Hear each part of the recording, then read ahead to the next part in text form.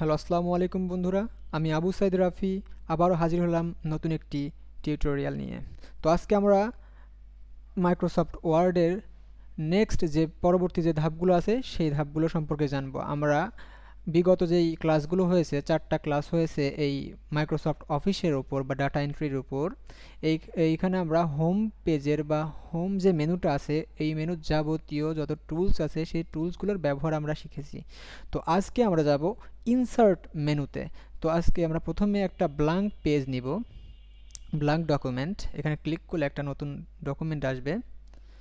তো এরপর আমরা হোম পেজ দেখতে পাচ্ছি, এখানে যাবতীয় কাজ কিন্তু বিগত ক্লাসগুলোতে নেওয়া হয়েছে। ওকে, তারপরে আমরা ইনসার্ট পেজে যদি যাই তাহলে আমরা আজকে পেজ এই সেকশন এবং টেবিল এই সেকশন দুইটা আমরা শেষ করব এবং তার পরবর্তী কালকে আমরা এই ইলাস্ট্রেশনস এই সেক্টরটা ধরব। একটা একটা করে সেক্টর ভাগ করে করে আমরা শিখব, যাতে খুব দ্রুত এবং সহজে আমরা শিখতে পারি। ওকে, তো প্রথমে আছে দেখতে পাচ্ছি আমরা কভার পেজ। এই কভার পেজটা মূলত রাখা হয়েছে বুক এর কভার ডিজাইনের জন্য, বা যে কোনো যাবতীয় আপনি কভারগুলো ডিজাইন করতে পারবেন খুব সহজেই, কারণ এখানে টেমপ্লেট আকারে আগে থেকেই অনেকগুলো দেখতে পাচ্ছি আমরা ক্রিয়েট করা আছে। ওকে, আর আপনি এইখান থেকে এই office.com থেকে আপনারা আরও ডাউনলোড করে নিতে পারবেন টেমপ্লেট। তো এখানে যে টেমপ্লেটগুলো আছে এগুলো মোটামুটি ব্যবহার করার মতো ইউজফুল। ওকে, তো এখানে আমরা একটা ডকুমেন্ট নিয়ে আগে দেখি কি রকম কাজ করে। ধরেন আমি এইটা নিলাম। এখানে আপনারা কিন্তু পিকচারটা কিন্তু চাইলে এডিট করতে পারবেন, এটা কোনো বিষয় না। পিকচার এডিট করা যেহেতু আমি আজকে শিখাবো না, পরবর্তী ক্লাসে শিখাবো। ইলাস্ট্রেশনের মধ্যে আমরা দেখতে পাচ্ছি পিকচার্স আছে, তো আজকে আমরা এটা আলোচনা করব না। আমাদের আলোচনার বিষয় ছিল কি, কভার পেজ।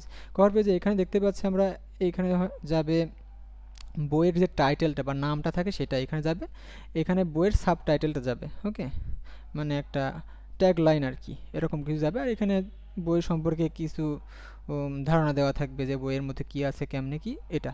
ওকে, আর নেক্সটে কি আছে, আবু সাইদ রাফি, মানে আমার নামটা এখানে কিন্তু আছে।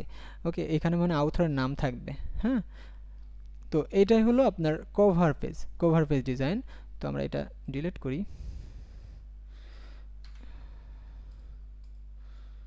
ওকে,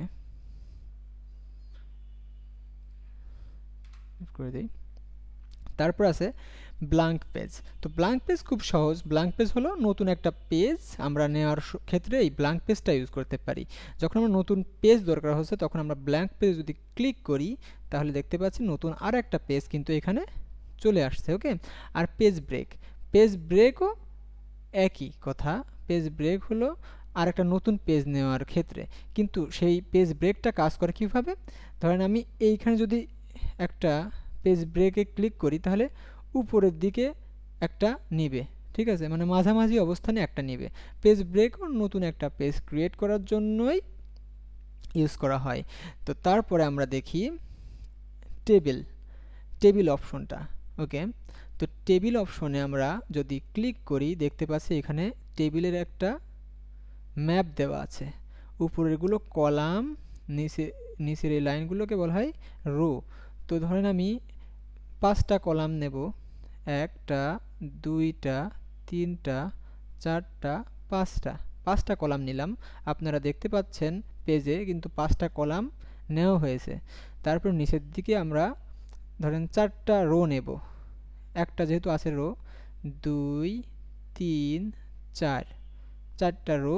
এখানে যদি ক্লিক করি তাহলে আমরা দেখতে পাচ্ছি পেজটা কিন্তু একটা নতুন টেবিল কিন্তু এখানে চলে আসছে। ওকে, তো এইভাবে টেবিল নিতে পারেন।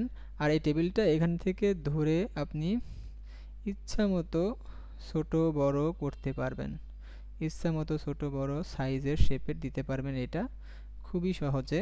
আর এইখানে উপরে যে অপশনটা দেখতে পাচ্ছেন এখান থেকে আপনি মুভ করাতে পারবেন, একটা এখানে নিলেন বা এখানে নিলেন, আপনার ইচ্ছা মতো আপনি মুভ করাতে পারবেন। ওকে, তো এটা হচ্ছে টেবিল। টেবিল আরও একভাবে নেওয়া যায়, সেটা হচ্ছে আপনার ইচ্ছা মতো। আপনার ধরেন এখানে আছে হলো 10x8 টেবিল, মানে 10টা কলাম আর 8টা রো। আপনার যদি আরও বেশি লাগে তখন আপনি কি করবেন, তখন আপনি এই ইনসার্ট টেবিল যে অপশনটা আছে নিচের দিকে এইখানে ক্লিক করবেন। ওকে, ক্লিক করার পরে এখানে ধরেন কলামস আপনার লাগবে 5টা এবং রো লাগবে আপনার 50টা লিখবেন, রো নাম্বার অফ রো এখানে 50টা লিখে ওকেতে ক্লিক করলে আপনারা দেখতে পাচ্ছেন 50টা রো কিন্তু আসছে এবং 5টা কলাম এবং 50টা রো কিন্তু চলে আসছে। ওকে, তো আমরা এটা ডিলিট করে দিই। ওকে, তারপরে আমরা আরেকটা বিষয় নিয়ে আলোচনা করি, সেটা হচ্ছে ড্র টেবিল। এটা একটা অপশন, এটা দিয়ে আপনি আপনার মন মতো ড্র করতে পারবেন টেবিল। এখানে দেখতে পাচ্ছেন একটা পেনের মতো আইকন কিন্তু চলে আসছে। তো আমরা এটা এরকমভাবে টান দিলে একটা,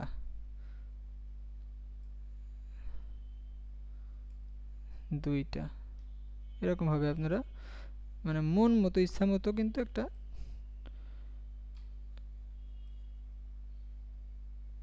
টেবিলে একটা সেল নিতে পারতেছেন। তো এইভাবে আপনি একটা টেবিল এর একটা সেল ড্র করতে পারেন খুব সহজেই। দেখতে পাচ্ছেন আপনার সাইজ মতো ইচ্ছা মতো আপনি কিন্তু নিতে পারতেছেন। ওকে, এই যে এরকম বিভিন্ন সময় কাজে লাগতে পারে, তো এটাও একটা কাজের বিষয় বলা যায়। তো আজকে আমরা পেজ এবং টেবিল এই দুইটা সেকশন নিয়ে কাজ করলাম এবং কাজ শিখলাম। আমরা পরবর্তী ভিডিওতে ইলাস্ট্রেশন এই সেক্টরটা নিয়ে কাজ করব। তো বন্ধুরা, আজকের মতো এই পর্যন্তই। ভালো থাকবেন, সুস্থ থাকবেন এবং পাশেই থাকবেন। এবং যারা আমার ইউটিউব চ্যানেলটা সাবস্ক্রাইব করার নাই তারা অবশ্যই চেষ্টা করবেন সাবস্ক্রাইব করার, এবং যদি ভিডিওটা ভালো লেগে থাকে, যদি আপনাদের উপকার হয়ে থাকে, লাইক দিবেন। আর আমার যেহেতু নতুন চ্যানেল এবং নতুনভাবে আমি কথা বলছি, কথার মধ্যে অনেক ভুলভ্রান্তি থাকতে পারে, আপনারা সেটা ক্ষমা সুন্দর দৃষ্টিতে দেখবেন এবং আমার কমেন্ট বক্সে আমার ভুলগুলো ধরিয়ে দেওয়ার চেষ্টা করবেন। ধন্যবাদ সবাইকে।